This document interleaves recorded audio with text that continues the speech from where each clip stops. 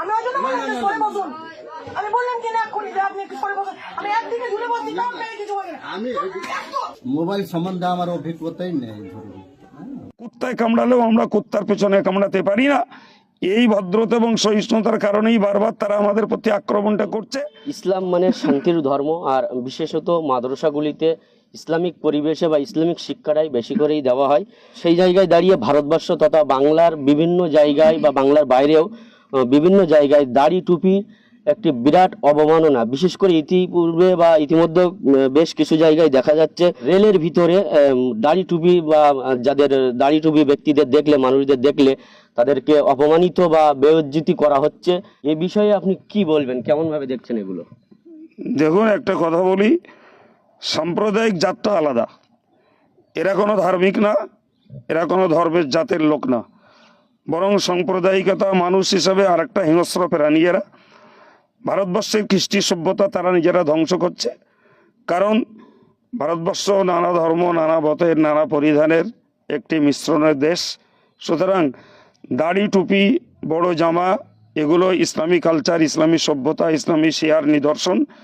সুতরাং এর প্রতি যারা ঘৃণ্য মনোভাব দেখাচ্ছে, আমরা এদেরকে প্রকৃতপক্ষে মনুষ্যত্বের কাতারে দাঁড়ানোর যোগ্যতা আছে বলে মনে করি না।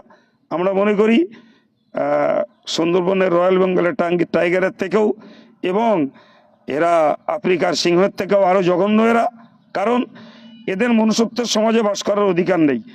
মানুষ হিসেবে কে কোন কৃষ্টি, কে কোন সভ্যতা, কে কোন সংস্কৃতি নিয়ে চলবে, সেটা তার ধর্মীয় এবং রুচিশীলতার ব্যাপার। আমরা যখন ইহুদি, খ্রিস্টান, হিন্দু কোনো ধর্মকে ঘৃণা করি না, গালি দিই না, তাদের প্রতি বিষোদ্গার করি না। এই আমরা শান্তি এবং সহাবস্থান চাইছি বলেই আর এক পক্ষ আমাদেরকে দুর্বল ভেবে বারবার বারবার এই হিংস্র পরায়ণতা এবং এই বিষোদ্গার এবং পৈশাচিক অত্যাচারগুলো করে চলছে। পাল্টা যদি আমরা ওদের প্রতি ক্ষেত্র বিশেষে এই হানাহানিটা দেখাতে পারতাম, তবে ওদের এই দৌরাত্ম্য এবং ঘোরতুমিটা বন্ধ হতো।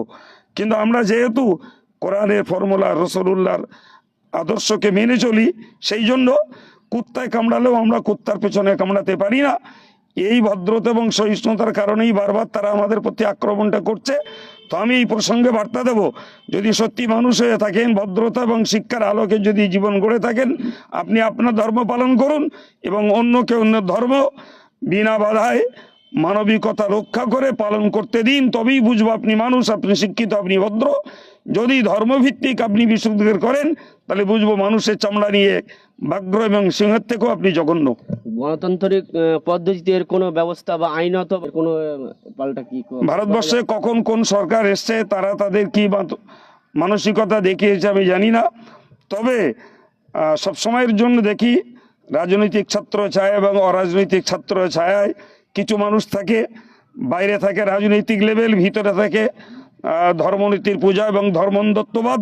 সুতরাং আমি মনে করি যারা ভারতবর্ষের সরকারে আছেন, তারা যদি এই ভারতবর্ষের সংহতি এবং সম্প্রীতি রক্ষা করতে চান, তাহলে যারা এই জাতীয় সাম্প্রদায়িক উস্কানি এবং বিষোদ্গার করছে, তাদের বিরুদ্ধে আইন অনুযায়ী ব্যবস্থা নেওয়া উচিত। আর যদি ব্যবস্থা না নেন, তাহলে বুঝবো এরা রাজনীতির ক্ষেত্রে সবার বলে দাবি করে, কিন্তু অন্ধত্ব এবং ধর্মত্বের ক্ষেত্রে এরাও তাদের দোসর এবং তাদের সমর্থক। এর বেশি আর কিছু আমার বলার নেই।